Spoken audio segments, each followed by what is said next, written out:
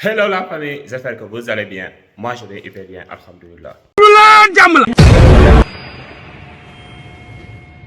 Ok gars yi avant ñoo commencé dañuy baal ñëpp ak te di baal ñëpp ak si atum bees bi ñu xam te ñu ngi waaj a dugg maanaam atum 2024 bi jeex na si jàmm ak salaam maanaam si atum bees bi nga xam ne ñu ngi waaj a dugg ñu ngi souhaité ñëpp une bonne et heureuse année 2025 yàlla may leen jàng may leen gudd fan ak wér gu yaram yàlla may ko képp moo leen mu julit di leen di wax tamit maanaam lépp loo xam ne yéen a ngi koy def tamit gis nañ léegi nga xam ne moo di seen taxawaay si chaîne parce que bu nekkutoon yéen yëg yaakaar naa ne ñu yegg si ba fii nii xam ne yegg seen bi kon nag dañ leen def daal loolu di leen di remercier te di leen ñaanal te di leen ñaanal atum 2025 bii ñuy dugg yàlla na gën yàlla na dàq atum 2024 bii ñuy génn sallaaw li nga xam ne moo di atum 2024 génn na ko si bismillah dugg nañ si bismillah maa ngi génn si alhamdulilah rabbil day ñaan atum 2025 bii nii yàlla na dàq atum 2024 bii ñu génn voilà di leen souhaiter ñëpp une bonne et heureuse année 2025 di ñaanal ñëpp jàmm di baal ñëpp ak lépp loo xam ne def nañ ko si atum 2024 bi loo xam ne rafetul ñaaw na ngeen jéego ñu te ngeen baal ñu ak lépp loo xam ne rafet na yéen la parce que liggéey yoo xam ne ñi ngi koy def yaa sàlla pour yéen kees la lépp loo xam ne def nañ ko mu rafet si loo xam ne si liggéey la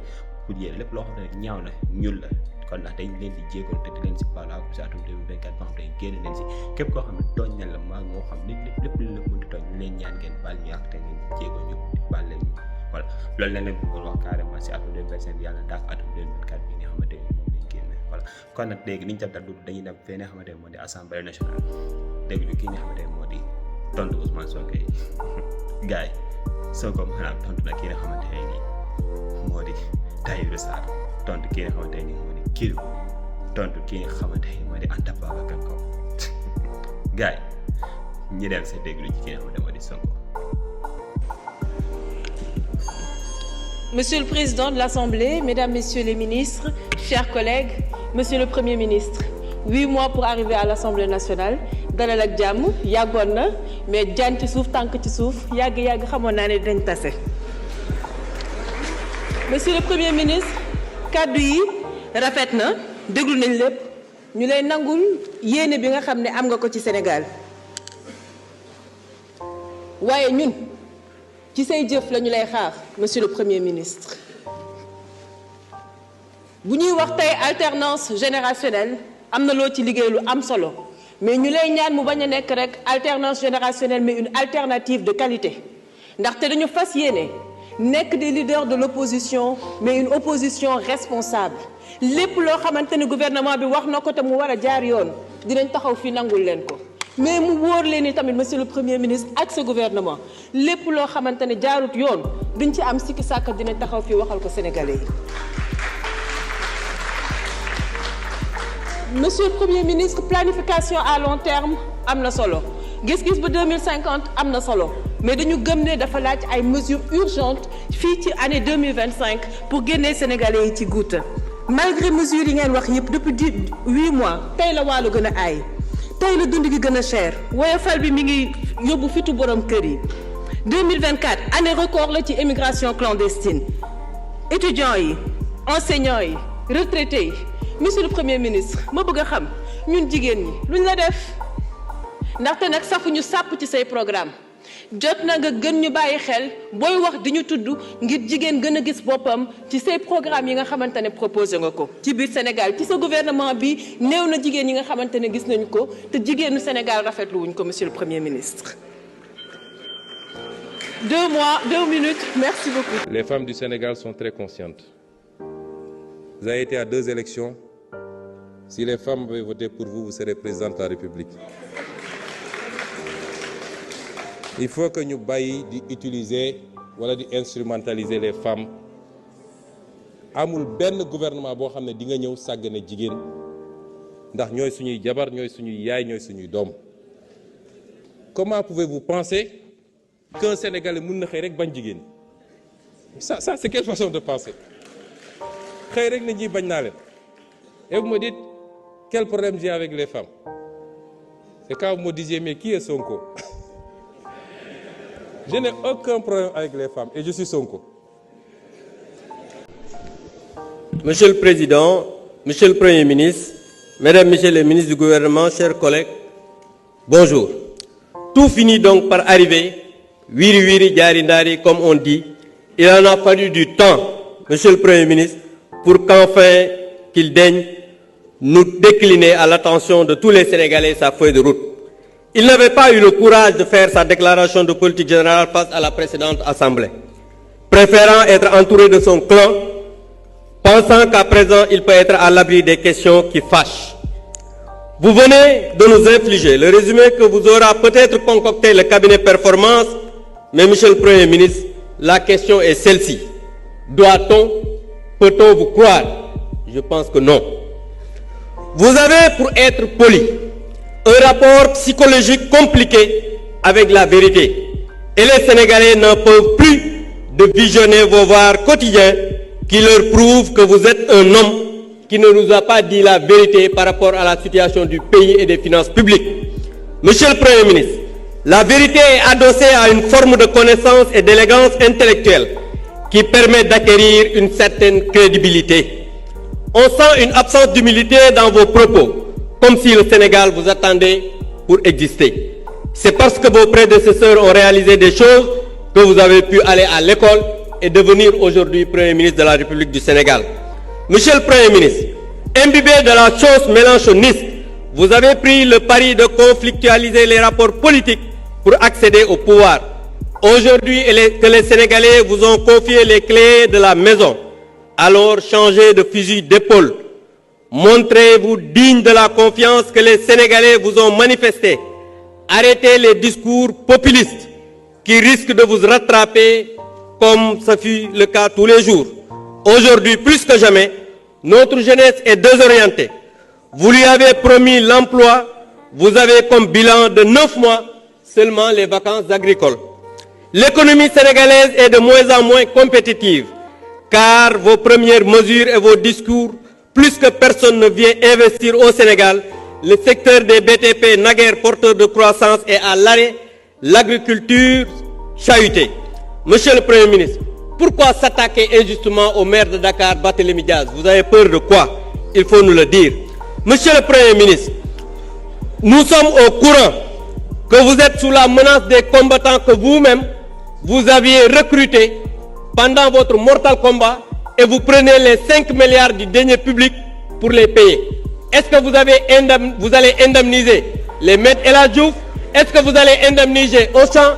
Est-ce que vous allez indemniser les autres Sénégalais qui ont tout perdu? Allez-vous indemniser tout cela? Merci. Alors, pour l'honorable député Abdou Mbow, mais monsieur Mbow, vous aggravez votre cas. Oh, je crains que kenn mënu la sauver. Parce que nag lii problème bi mooy doo wax loo xam wala loo maîtriser. Loolu mooy problème bi. Alors, monsieur Mbow, yow jàpp nga ni bu ñu nee ministère bi yokkal nañ ko 3 milliards ci budget rek mooy ministre ba dugal na ko ci poosam mi ngi gundaandaal. Parce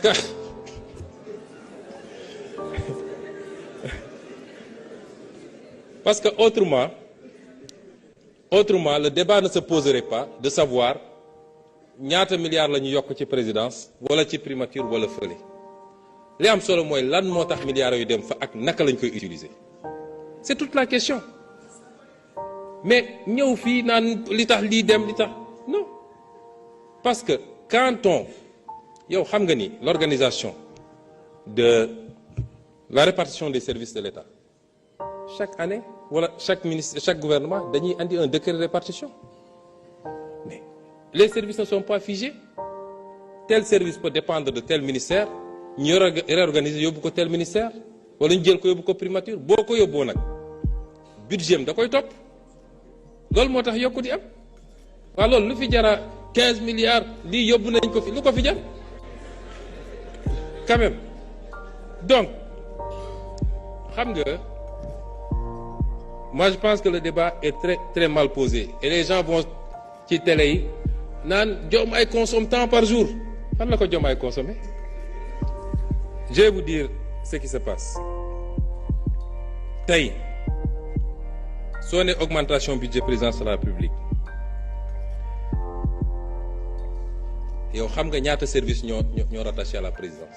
Amaana fi ñu jëm ak réforme yi ñu war a def lu bëri na fa jógee dem feneen li dina ñëw primature li dina ñëw feneen bu soobee yàlla mais en attendant te loolu fii lañ ko fekk ci yéen et c'est l'un des problèmes mooy le surengorgement de la présidence de la République, des services opérationnels qu'on retrouve à la présidence de la République. Presque un gouvernement à la place à côté du gouvernement. loolu mooy tax nga retrouver loolu le président du gis sax loolu boo demee présidence de la République ngay bu ñu ne ARCOP fa la bokk ñu ne APIX fa la bokk ñu ne FONSIS fa la bokk ñu ne lii ñu ne lii ñu ne lii c'est tout à fait normal c'est ces budgets là boo ko agrégé moo lay jox li nga gis mais la ca présidence moom le président la mu cay jël moom toq la kon désinformation ma gis ci télé yi diw consomme tant par jour diw à part son salaire il ne consomme rien dara ci réew mi la jëm c'est des services yoo xam ne fu ñu nekkoon it ils auraient reçu le même budget fu ñu nekkoon donc ce débat là il est mal posé alors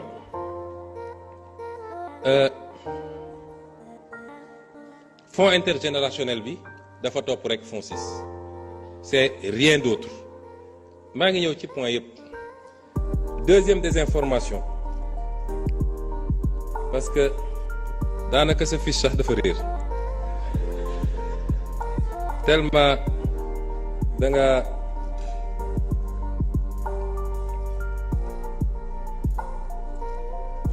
deuxième problème nee nga man maa ne woon fonds politique dafa haram caisse noire ma ne waaw maa ko wax et j'avais fait des propositions qu'on va présenter à cette assemblée nationale ma ne la vidéo yaa ngi fi dama ne ci réew ku ñuy jël nekkoon nangami milliards jox nañ la ko bu la neexee dugalal ci réew ci benn pièce def pétrole taal kenn du la ci laaj compte loolu aram na parce que dërëm bu ne dërëmu sénégalais yi la premier postulat ñaareel bi ma ne par contre réew dina am ay opérations yoo xam ne c'est des opérations ultra sensibles yoo xam ne mënoo ko mentionner dans un budget amul réew bu amul fonds secret donc il faut avoir des fonds secrets mais qu'il faut encadrer avec une surveillance boo xam ne il peut y avoir 2 députés de l'Assemblée nationale un magistrat et cetera ñuy saytu loolu des gens qui assermentés pour xam xaalis bi fan la dugg loolu man maa ko wax donc su ngeen jógee nee na dafa araam dafa lii dafa laa li ma wax yëpp dama ko calibrer génne les différentes possibilités yi am ne man bii mooy sama préférence te lool ci réforme boobu la ñu war a dem kon su ngeen jógee ne Sénégalais yi waaye neewoon na lii dafa araam nangam ça c'est la désinformation muy ñaareel bi nee nga fonds vote sans débat du budget mais ça c'est de la mauvaise foi c'est de la mauvaise foi yéen ñëpp xam ngeen ni fii ak 31 décembre munoo fi def plénière ci budget bi voté ko loolu àdduna amul ku ko xamul ñun amuñu problème pour ñëw débattre fii lan moo ñu jaxal fii ci assemblée yow quand même amuñu problème pour ñëw débattre fii alors kon si on ne vient pas c'est parce que ñun bëgguñu que le budget soit décrété par le président de la République parce que c'est une des possibilités mais am na une solution intermédiaire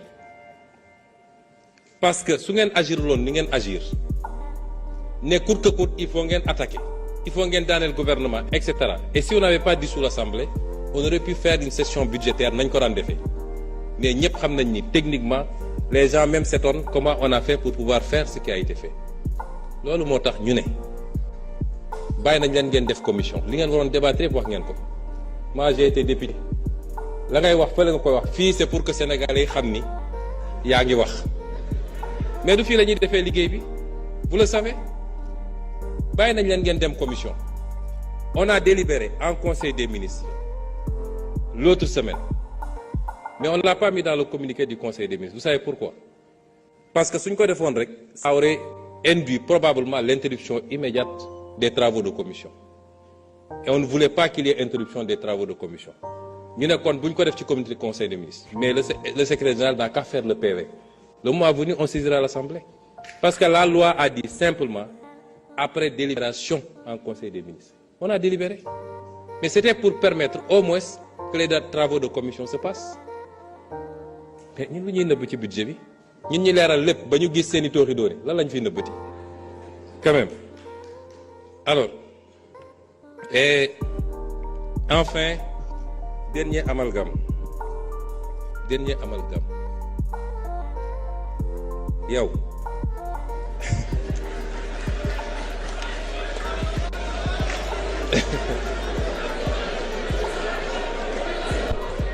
S'il vous plaît. Laissons-le terminer. Xam nga yow. S'il vous plaît. Xaw ma ndax amalgame la wala mauvaise foi la parce que yow on te montre le soleil yow nga topp sama baaraam bi ñun liñ la wax mooy autorité politique ak administrative yi doon séddoo terrain yi ku nekk am ci 50 000 loolu lañ la wax mais que telle ou telle administration s'organise en syndicat assis sur une coopérative et fasse les démarches pour amener des attributions.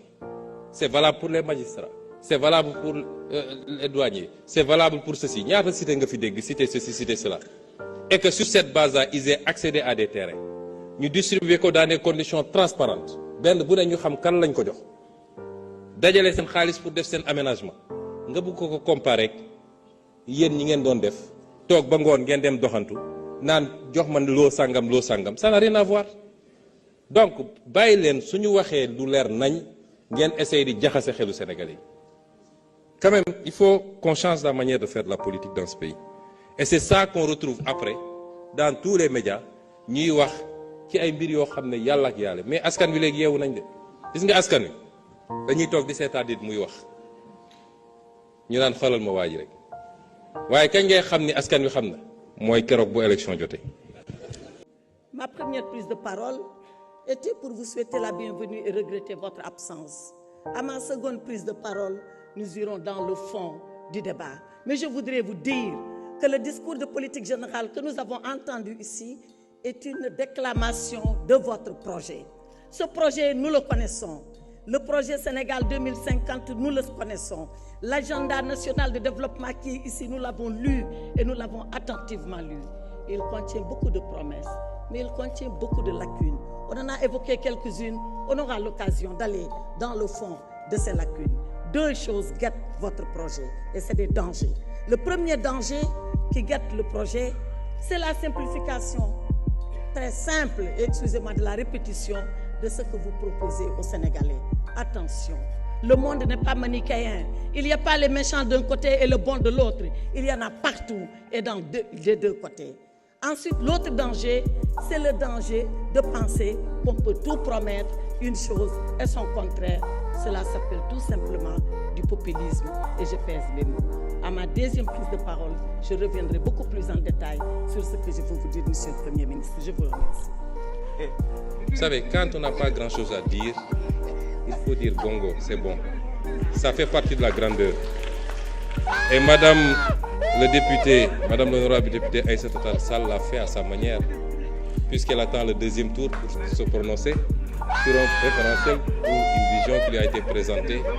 Et elle avait largement le temps, parce qu'au deuxième tour, je crois qu'elle aura à peine 1 ou 2 minutes, maximum 5. Mais si vous entendez bien, ce qu'elle a dit, en langage très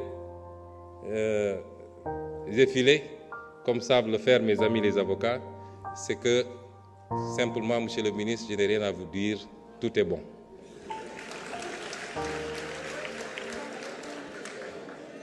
Madame le ministre, Madame le député, cher honorable député, j'espère que le lapsus que vous avez fait n'était pas très révélateur, parce que vous avez parlé que je n'ai pas voulu le terme juridique qui a été utilisé, que je n'ai pas voulu déférer ou quelque chose comme ça, comparaître devant l'Assemblée nationale. J'espère que vous ne rêvez pas encore de vous juger. Mais je n'ai jamais eu de problème à répondre à l'Assemblée nationale. Je n'ai peur d'aucun député.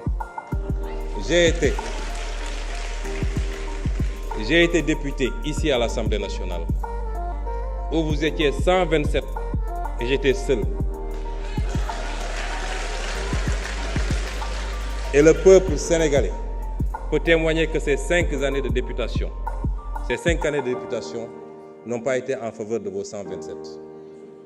Comment pourrais-je avoir peur de me présenter devant vous? Ce qui s'est passé, c'est qu'on a eu une assemblée qui a eu une majorité qui a une attitude particulièrement irresponsable. Un gouvernement qui vient de s'installer et l'assemblée s'agite, parlant de motion de censure et je ne sais quoi. Vous censurez quoi? Quel acte avait été posé pour justifier une censure, si ce n'est de la politique politicienne? Et vous avez assuré que vous ne censurerez jamais et que vous serez censuré. Je pense que da ngay jaawale désaccord ak règlement de compte.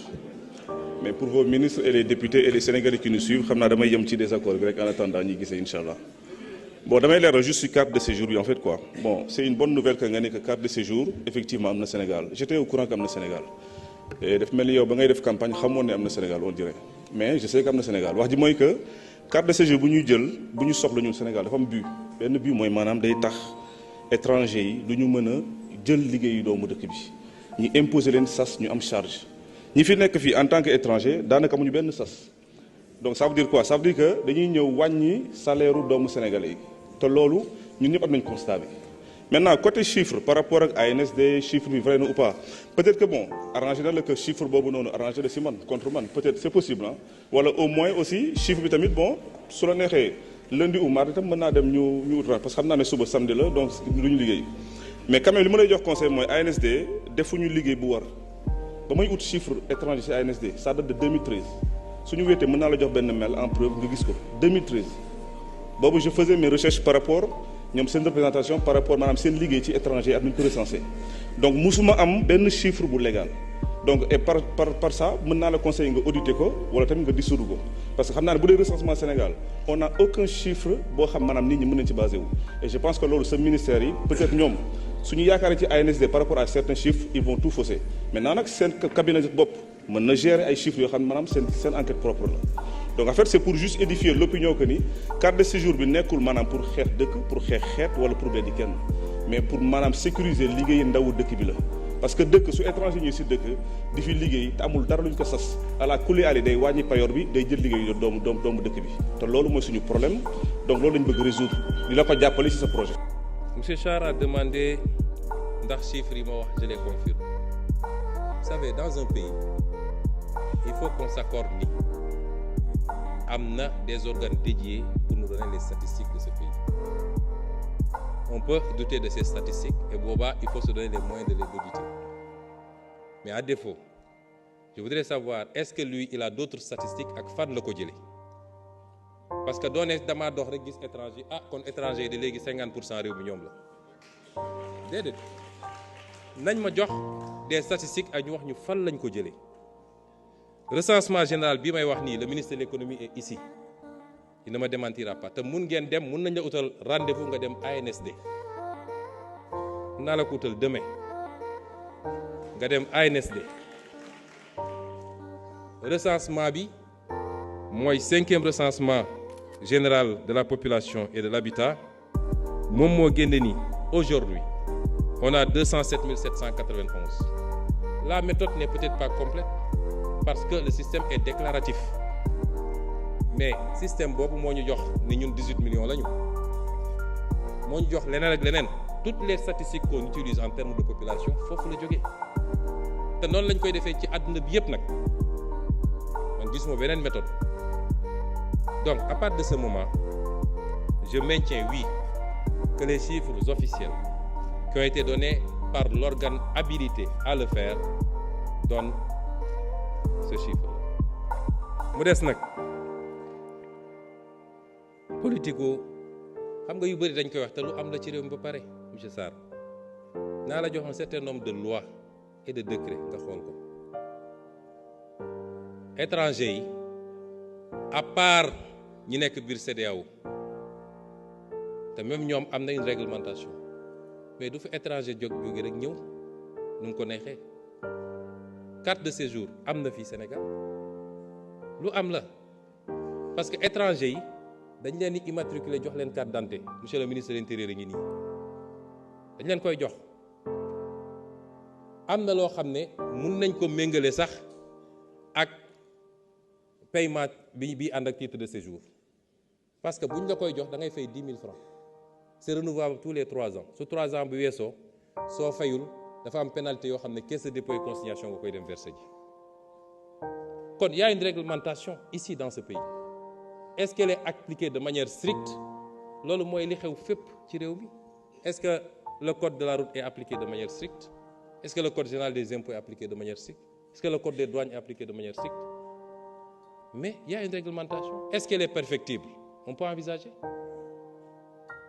envisager et examiner ça mais faire croire aux gens qu'il y a un vide et que nit ñi dañuy tomber comme des mouches au Sénégal je suis désolé loolu amul ci réew mi sur la question des visas